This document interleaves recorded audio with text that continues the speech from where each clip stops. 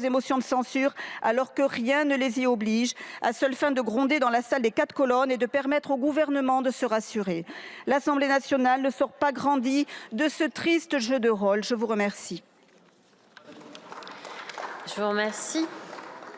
La parole est à Madame la Première ministre.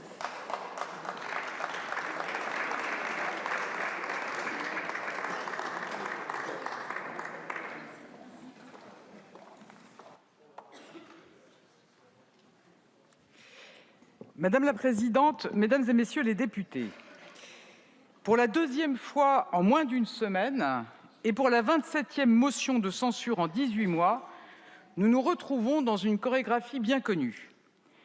Je parle de chorégraphie car il s'agit bien de cela quand les actes des députés censeurs sont à ce point prévisibles, codifiés, millimétrés. Premier temps, l'opposition de principe. Premier temps, l'opposition de principe. Malgré la demande de nos concitoyens de nous parler, de nous écouter et de bâtir des majorités ensemble, vous refusez toute discussion. Vous affirmez haut et fort que vous rejetterez tout budget, quel qu'en soit le contenu, même en forte hausse, même avec des solutions attendues par les Français, même avec des mesures que vous appeliez de vos vœux. Et je le dis à l'orateur du groupe socialiste, même quand les mesures que vous dénoncez ne sont pas dans le texte.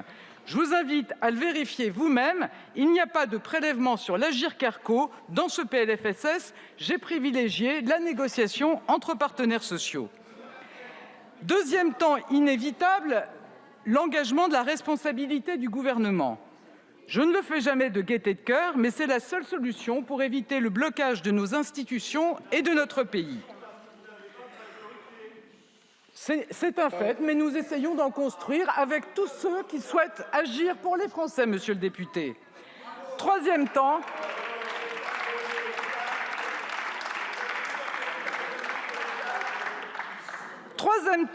la motion de censure et les indignations surjouées. Alors, je le dis à l'orateur du groupe GDR, non, la motion de censure n'est pas la réponse automatique au recours à l'article 49, alinéa 3 de la Constitution.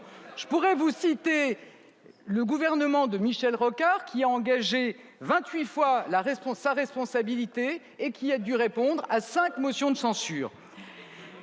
D'une certaine manière, je devrais vous remercier. À 26 reprises déjà, mon gouvernement a été conforté par l'échec de vos motions de censure. Mais je crains la lassitude démocratique que provoque votre comportement chez les Français.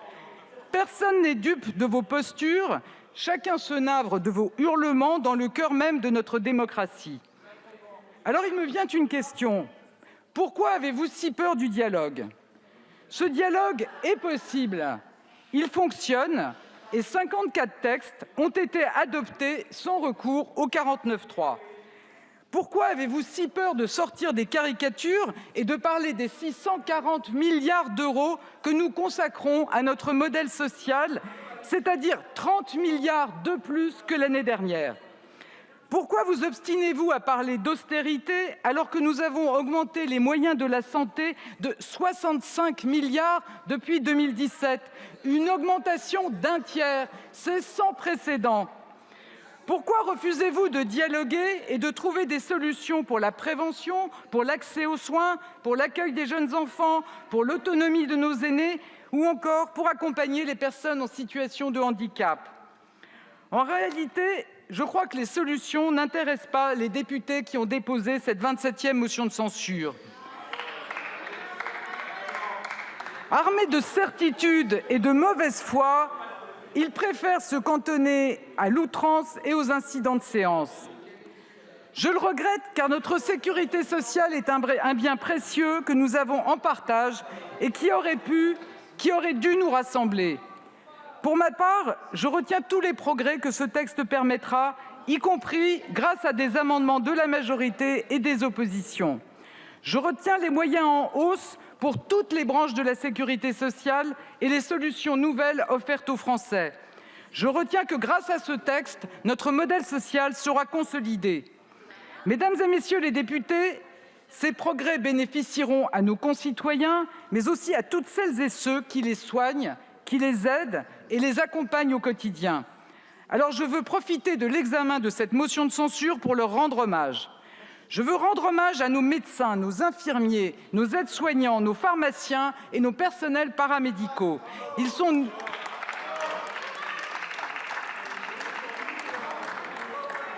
jour et nuit au chevet des malades, auprès des patients, dans les hôpitaux, dans leurs cabinets ou à leur domicile, avec un seul mot d'ordre: soigner. Je veux rendre hommage à toutes celles et ceux qui travaillent auprès des jeunes enfants et qui aident à façonner l'avenir de notre pays. Je veux rendre hommage à tous les personnels des EHPAD, aux aides à domicile et aux aidants. Ils ne comptent pas leurs heures pour prendre soin de nos aînés. Je veux rendre hommage à toutes celles et ceux qui accompagnent les personnes en situation de handicap. Ils sont le visage de l'attention à l'autre. Toutes et tous, ils font vivre la solidarité à la française. Ils incarnent l'idée même de sécurité sociale. C'est pour eux que nous agissons, c'est à eux que nous devons mieux que des contre-vérités et des injures constantes. C'est eux que votre motion de censure met en péril, car si votre motion était adoptée, ce sont leurs moyens, leurs salaires, le recrutement de leurs collègues qui seraient menacés. Mais à chaque fois que vous refusez le dialogue, à chacune de vos motions de censure, à chacune de vos outrances, vous montrez qu'il vous importe peu. Vous ne voulez pas entendre parler d'eux, vous ne cherchez que le blocage par principe et le chaos dans l'hémicycle. Pour ma part,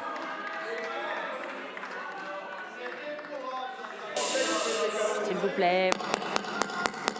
Pour ma part, je serai toujours du côté du dialogue, toujours du côté des progrès et des avancées concrètes pour nos concitoyens. Avec le gouvernement, avec la majorité, nous ne renoncerons jamais à convaincre.